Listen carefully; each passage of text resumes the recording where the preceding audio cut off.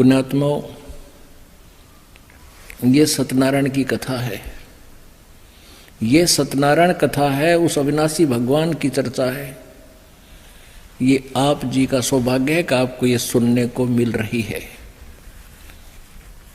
और आप जी की आत्मा तर हो रही है। आपको नहीं मालूम आपको कितना लाभ हो रहा है।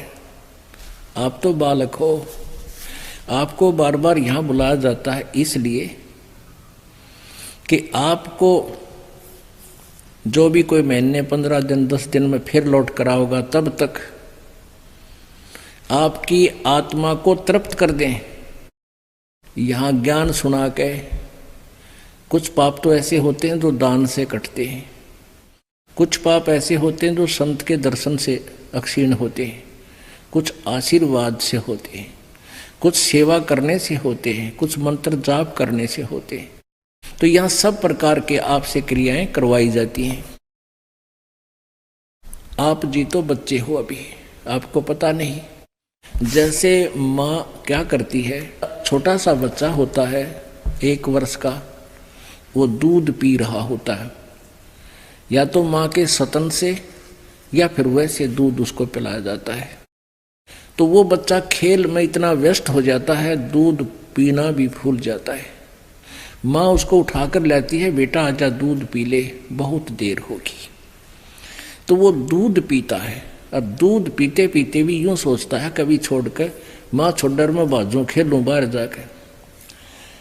तो वो ऐसे ही प्रोसीजर चलता रहता है। वो कभी आप भी आ जाता है दूध पीने, मुझे माँ दूध पिला, तो माता दूध पिला देती है। और दूध पीते ही वो फिर भागने की सोचता है कि वहाँ खेलूंगा, मेरा मित्र वहाँ बैठा है, ऐसे ऐसे वो बाहर भाग लेता है।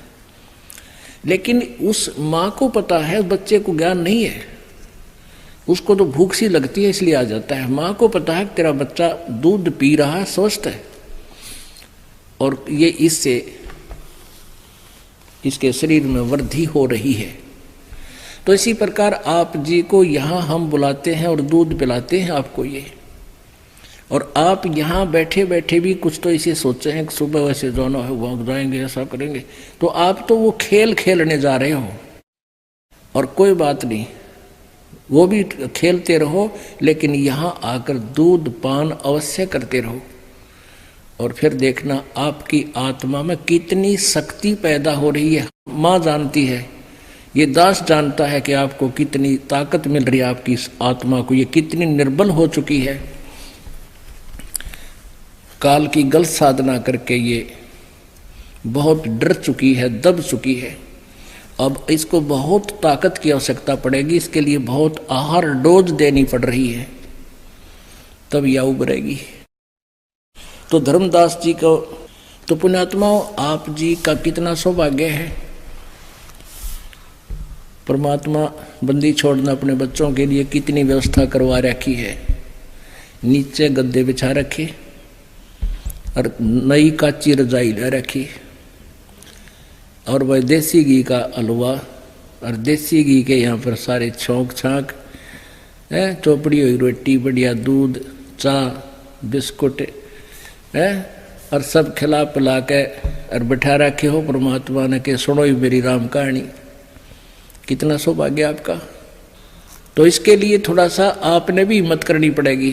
थोड़ी सी हिम्मत नहीं आ रहा, सुने ज्ञान न जानते।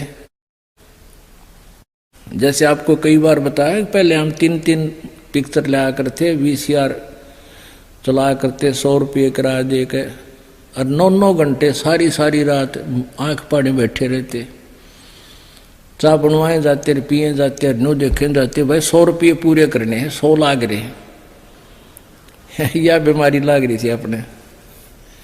तो अब हम इस परमात्मा के लिए जागे, अमृतवाणी सुनने के लिए जागे, चाहे 2 घंटा आध घंटा ज्यादा भी हो जाए पुण्यात्माओं, लेकिन आत्मा में जो है ना, ये इसकी ताकत प्रवेश हो रही है इस ज्ञान से। ये सत्यनारायण कथा सुन के बोलो सतगुरुदेव।